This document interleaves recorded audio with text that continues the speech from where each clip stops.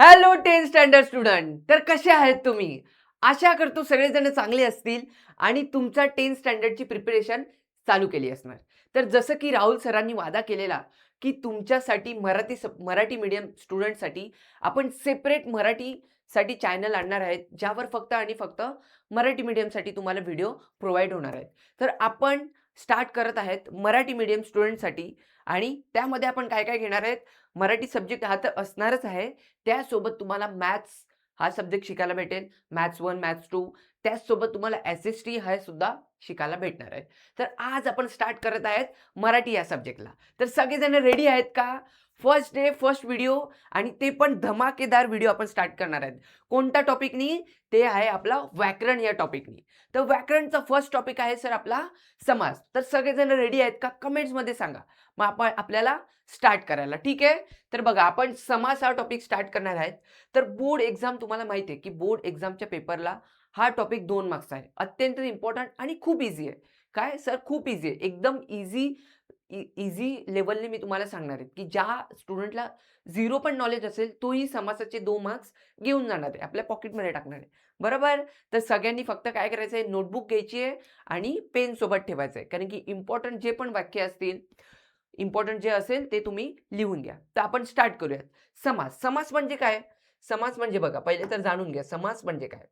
समास समासाचा मीनिंग आहे, की आपल्याकडे 2 शब्द असतात. बरोबर? आपल्याकडे 2 शब्द असतात. त्या 2 शब्दांना जोडून जो शब्द तयार होतो, त्याला आपण समास बोलतो. बरोबर? जसे की आपल्याकडे 2 शब्द आहेत, गप्पा, गोष्टी. तर गप्पा, गोष्टी आपण एकसाथ बोलतो, गप्पा, गोष्टी. बरोबर? तर त्यांना दोघांना जोडून एक शब्द तयार झाला. तर त्यालाच आपण काय बोलतो? समास बोलतो. आणि विग्रह करणे म्हणजे काय? समासामध्ये एक पार्ट असतो विग्रह. हा अत्यंत इम्पोर्टंट पार्ट आहे विग्रह. विग्रह करणे म्हणजे काय? की जसे आपण जे 2 शब्द जोडून एक शब्द रेडी केला. बरोबर? एक शब्द तयार केला. तर त्याच दोघा शब्दांना फोडणी करणे. त्याच शब्दांना काय करणे? फोडणी करणे. म्हणजे दोन्ही शब्दांना वेगवेगळे करणे आणि त्यांचा मीनिंग काय? त्यालाच आपण काय बोलतो? समासाचा विग्रह. बघा इथे दिलेली आहे व्याख्या, की जेव्हा 2 किंवा अधिक शब्दांमधील परस्पर संबंध दाखवणारे शब्द यांचा लोप होऊन त्यांचा एक जोड शब्द तयार होतो. त्यालाच आपण काय बोलतो? समास बोलतो. बरोबर? आणि विग्रह करणे म्हणजे काय? की सामासिक शब्द कोणत्या शब्दांपासून बनला आहे. म्हणजे तो ऑब्व्हियसली 2 शब्दापासूनच बनला असतो. तर ते 2 शब्द कोणते आहेत? त्यांनाच फोडून काढायचं. काय करायचं? त्यांची फोडणी करायची आणि त्यांचं म्हणजे त्यांचे स्पष्टीकरण द्यायचे. त्यालाच आपण काय बोलतो सर? सामासिक शब्दाचा विग्रह करणे. बरोबर? तर समास समजला काय असतो? सिंपल एवढंच लक्षात ठेवा, की समास म्हणजे 2 शब्द जोडून एक शब्द तयार होतो. बरोबर? इतकं समजलं आणि त्या 2 शब्दांना जोडून म्हणजे एक शब्द बनलेला असतो, त्याला फोडणी करतो आपण, त्याला बोलतो विग्रह. इतकं सध्या तरी लक्षात ठेवा. बरोबर? आपल्याला मेन कशावर जायचंय? मेन त्याचे टाइप शिकायचे आहेत. बघा टाइपमध्ये काय आहे सर, की तत्पुरुष समास आहे, द्वंद्व समास आहे, कर्मधारय समास आहे, अव्ययीभाव आहे, बहुविक्रिया आहे. पण तुम्ही 10th स्टँडर्ड आहे. बरोबर? तर 10th स्टँडर्डला फक्त आणि फक्त तुम्हाला 3 टाइपचे शिकायचे आहेत. कोणते कोणते 3 टाइप आहेत? फर्स्ट आहे तुमचं कर्मधारय समास. कर्मधारय समास म्हणजे काय?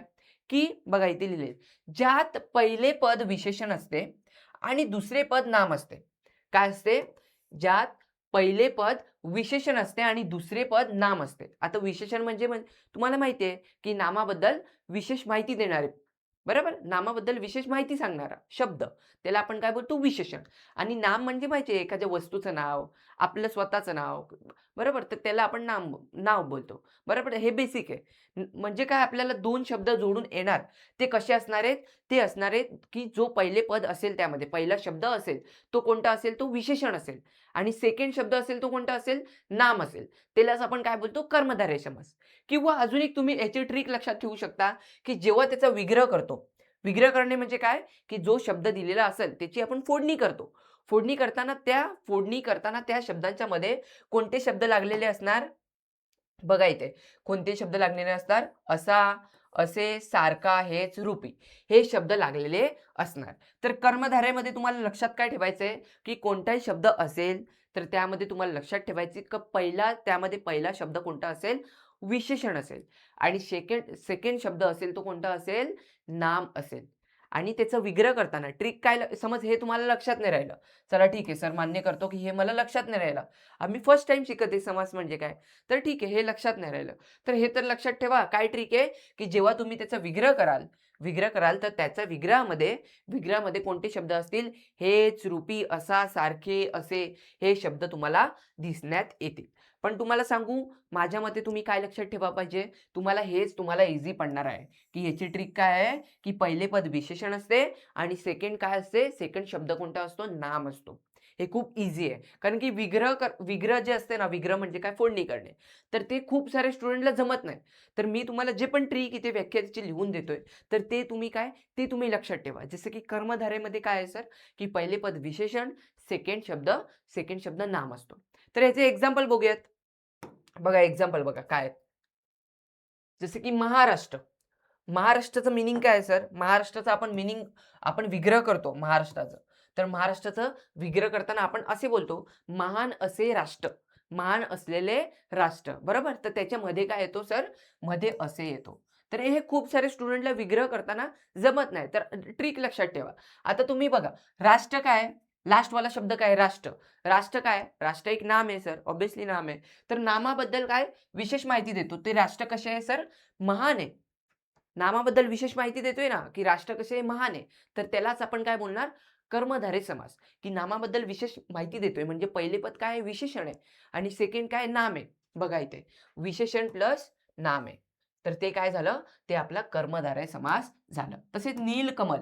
नीले असे कमल. मध्ये बघा काय आले? असे पण आले आणि एक विशेषण आहे, एक नाम आहे. पहिला शब्द कोणता आहे? विशेषण, दुसरं नाम आहे. तिसरे बघा विद्या, धन. विद्या हेच धन. धनाबद्दल विशेष माहिती देतो. विद्या कोणासारखी आहे? धन कोणासारखे आहे? विद्यासारखे आहे. हेच मध्ये हे पण आलं, हेच आले. तर हेच काय आहे? हेच आपली ट्रिक आहे. विग्रह करताना हेच, रूपी हे शब्द येतात. बघा इथे भूमी हीच माता. महादेव, महान असा देव. रक्तचंदन, रक्तासारखे चंदन. चंदनाबद्दल विशेष माहिती, की चंदन कोणासारखे? रक्तासारखे. बरोबर? तर अशा प्रकारचे तुम्हाला शब्द कर्मधारय समासामध्ये दिसण्यात येतील. समजतंय का सगळ्यांना? कमेंटमध्ये सांगा. खूप ईझी आहे. फर्स्ट कर्मधारय. फक्त काय लक्षात ठेवायचं आहे, की पहिला जो शब्द असतो, बरोबर? पहिला शब्द म्हणजे आपण इथे काय बोलतो? इथे पद बोलतो आपण. पहिले पद असते ते कोणते असते? पहिले पद असते आपले विशेषण आणि सेकंड असते आपले नाम. तर असे शब्द येतात, त्यांना आपण काय बोलतो? कर्मधारय समास. लक्षात ठेवा हे शब्द लक्षात ठेवा. जसे की महाराष्ट्र, नीलकमल, मातृभूमी, महादेव, महाकाव्य, बरोबर? महाकाव्य, रक्तचंदन, ज्ञानामृत असे तुम्हाला शब्द दिसण्यात येतील. पुढे वळूयात. सेकंड टाइपकडे वळूयात. सेकंड टाइप आहे आपला द्वंद्व समास. द्वंद्व समासामध्ये 3 टाइप आहेत. किती टाइप आहेत? 3 टाइप आहेत. पण पहिले तर समजा द्वंद्व समास असतो काय? बरोबर? तर द्वंद्व समासामध्ये फर्स्ट टाइप आहे आपला इतरेतर द्वंद्व समास. इतरेतरमध्ये म्हणजे काय सर?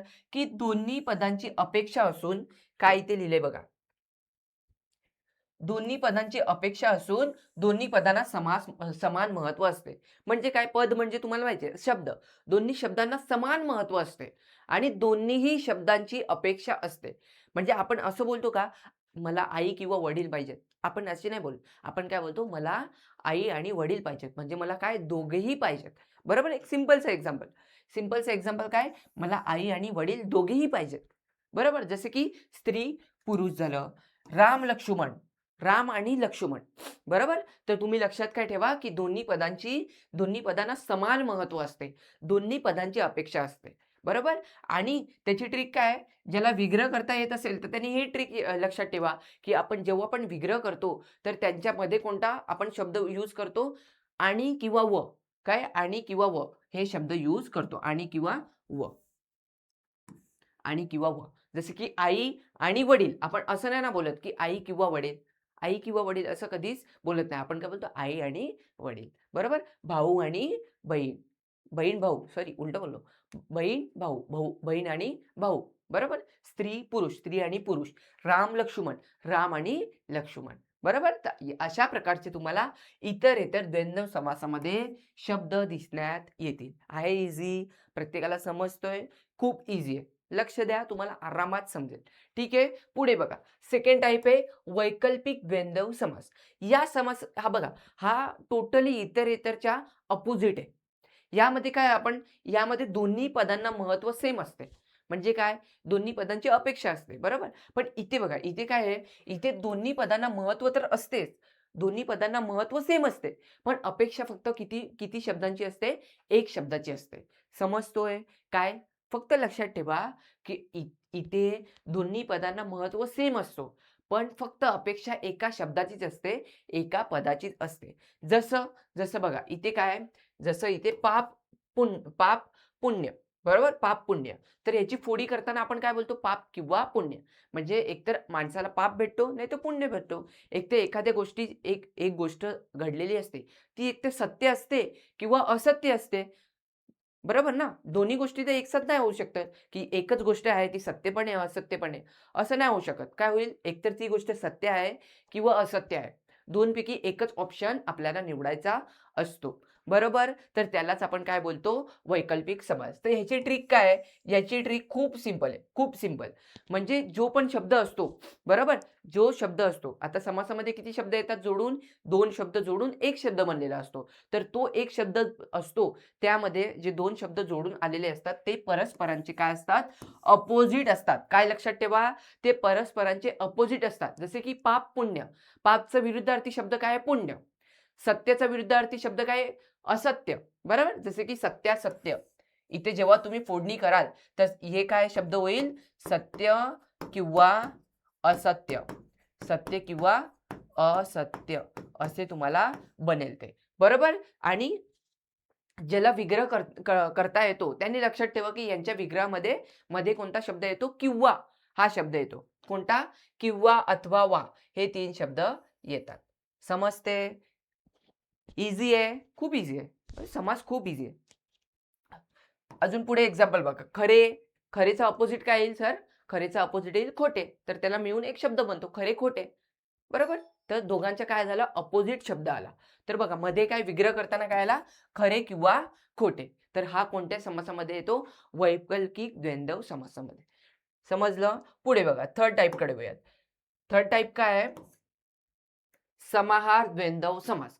समाहार बघा खूप ईझी आहे. दोघांच्या टोटली अपोझिट आहे. यामध्ये काय? उरलेले शब्द जे कोणते नसतील? जे आपले वैकल्पिक पण नसतील आणि इतर पण नसतील. एवढं लक्षात ठेवा. आणि यामध्ये जेव्हा आपण समासाचा विग्रह करतो, तेव्हा त्या जातीच्या, वस्तूंचा किंवा पदार्थांचा समावेश केलेला असतो. बरोबर? जसे की आपण बोलतो ना, "अरे, काल मी त्या मित्रासोबत गप्पा-गोष्टी वगैरे मारत होतो." असं बोलतो ना आणि बोलतो, "अरे, गेलेलो रे, मम्मीने मला जरा भाजीपाला वगैरे आणायला पाठवलेलं." असं बोलतो ना आपण. तर काय बोलतो? भाजीपाला वगैरे. तर त्यामध्ये सगळ्या सामग्री आल्या. भाजीपाल्यामध्ये काय-काय येतो तुम्हाला माहिती आहे. सगळा भाजीपाला येतो त्यामध्ये. गप्पा-गोष्टी. आता गप्पा-गोष्टी स्पेसिफिक तुम्ही सांगत नाही. आपण गप्पा-गोष्टीमध्ये सगळ्याच गोष्टी समावेश करून घेतो. अशा प्रकारचे शब्द येतात. त्याला आपण काय बोलतो? समाहारद्वंद्व समास. समजलं? बघा जसं की आपण काय बोलतो? भाजीपाला वगैरे. म्हणजे काय? भाजीपाला वगैरेमध्ये तुमच्या इतर पदार्थ पण समावेश झाले. म्हणजे भाजीपाल्याचे रिलेटेड. जसे की तुमच्या भाजीपाल्यामध्ये खूप साऱ्या गोष्टी येतात. टोमॅटो येतो, बटाटा येतो, बरोबर? यांसारख्या गोष्टी, कोथिंबीर येते, यांसारख्या. तर सगळ्याच गोष्टी तुमच्या भाजीपाल्यामध्ये समावेश होऊन जातात. कोणत्या? फक्त एका शब्दामुळे. भाजीपाला या शब्दामुळे सगळ्या गोष्टी समावेश होऊन जातात. गप्पा-गोष्टी झाल्या, अंथरूण-पांघरूण झालं, बरोबर? आपण असं नाही ना बोलत, की "मम्मी मला चादर दे, उशी दे, हे दे." आपण काय बोलतो? "अरे मम्मी माझं अंथरूण-पांघरूण दे ना." म्हणजे त्यामध्ये सगळ्याच गोष्टी समावेश होऊन जातात. बरोबर? तर यालाच आपण काय बोलतो? समाहार द्वंद्व समास.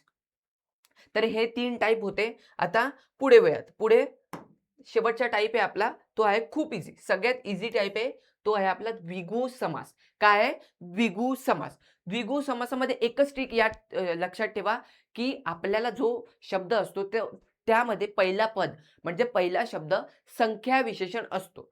म्हणजे पहिल्या शब्दामध्ये संख्या संख्या दर्शवलेली असते. जसे की बघा, एक्झाम्पल बघा तुम्हाला लगेच समजेल. पंचवटी. काय आहे? पंचवटी. पंचवटीचा मीनिंग काय आहे? 5 वडांचा समूह. काय? 5 वडांचा समूह.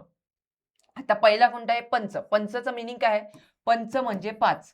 पंच म्हणजे 5. तर मी जसं तुम्हाला बोललेलो, पहिलं पद कोणतं येतो? संख्या विशेषण येतो. पहिले पद संख्या विशेषण येतो. तर पहिले पद बघा, पंच. पंच म्हणजे 5. 5 काय आहे? संख्या आहे. तर तो कोणता झाला? द्विगु समास झाला. अजून एक एक्झाम्पल बघा. त्रिकोण. त्रिकोणचा मिनिंग काय? 3 कोणांचा समूह. तर यामध्ये त्रिचा मिनिंग काय आहे? त्रि म्हणजे आपल्याला माहिती आहे, त्रि म्हणजे 3. तर 3 काय आहे? संख्या आहे. तर हा कोणता झाला? संख्या विशेषण आलं त्यामध्ये म्हणजे द्विगु समास झाला. नवरात्र. नवरात्र तर माहिती आहे, सगळेजण जातात दांडिया खेळायला, बरोबर? तर नवरात्रांचा समूह, 9 रात्रींचा समूह. तर 9 म्हणजे काय? 9 म्हणजे 9. ही काय आहे? संख्या आहे. तर हे काय झालं? द्विगु समास झालं. त्रिदल. त्रि काय आहे सर? त्रि काय आहे? त्रि म्हणजे 3. 3 काय आहे? संख्या आहे. तर ती कोणत्या समासामध्ये आली? द्विगु समासामध्ये आली. तर फक्त आणि फक्त हेच तुम्हाला 3 टाईप शिकायचे. बरोबर? तर आपण तिन्ही टाईप शिकलेलो आहे. पुन्हा एकदा बघा, तुम्हाला सांगतो पुन्हा एकदा काय कोणते टाईप शिकलो आपण. पहिला कोणता होता सर? कर्मधारय समास होता. कर्मधारयमध्ये काय? पहिले पद विशेषण असते आणि सेकंड कोणतं असते? नाम असते. बरोबर? सिंपलच आहे. जसं की महाराष्ट्र, महान असे राष्ट्र. बरोबर? त्यानंतर इतरेतर. इतरेतरमध्ये आपण काय बोललो? की दोन्ही पदांची अपेक्षा सेम असते. दोन्ही पदांना समान महत्त्व असते. बरोबर? आणि त्यांचा विग्रह करताना कोणते शब्द येतात? आणि किंवा व. त्यानंतर त्यामध्ये आपण 92मध्ये सेकंड टाइप शिकलेलो वैकल्पिक. वैकल्पिकमध्ये आपण काय शिकलेलो? की ज्या आपण एकाचीच अपेक्षा असते. दोन्ही पदांना महत्त्व सेम असते, पण दोन्ही पदांपैकी फक्त आणि फक्त एकाचीच अपेक्षा असते आणि विग्रह आणि ते कसे असतात? येणारे शब्द एकमेकांच्या अपोझिट असतात. बरोबर? आणि त्यांचा विग्रह करताना किंवा, अथवा, वा असे शब्द येतात. आणि त्यानंतर होता आपला समाहार. समाहारमध्ये आपले तर तुम्हाला माहिती आहे कोणते शब्द येतात? की जे त्याच जातीच्या किंवा पदार्थांच्या किंवा वस्तूंचा समावेश करून घेतात, त्या शब्दांना आपण समाहार द्वंद्व समास बोलतो. आणि शेवटचा द्विगु. द्विगुमध्ये काय आहे? पहिले पद कोणते असते? संख्या विशेषण असते. झालं तुमचं समास. संपलं. खूप ईझी आहे. बरोबर? तर समास हा प्रत्येक स्टुडंटला येणं गरजेचं आहे. ज्या प्रकारे मी शिकवलंय तुम्हाला समजणं इम्पॉर्टंट आहे आणि काहीही नसेल समजलं तर कमेंटमध्ये सांगा. आपण इम्प्रूव्ह करूया आणि तुमचे डाऊटसुद्धा सॉल्व्ह करूया. पण तुम्हाला काहीही डाऊट होण्याची गुंजाइश पाहिजे नाही. बरोबर? तर आपण हळू-हळू व्याकरणकडे पुढे वळूयात. समासामध्ये काहीही तुम्हाला प्रॉब्लेम असेल तर तुम्ही कमेंटमध्ये सांगा किंवा इथे मला पण मेसेज करू शकता तुम्ही इथे.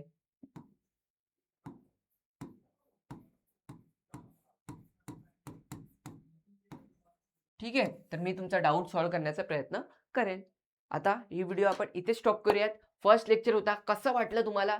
जेन्युइनली कमेंटमध्ये सांगा आणि मग आपण पुढच्या टॉपिककडे वळूयात. भेटूया नेक्स्ट व्हिडिओमध्ये. Bye bye. Take care.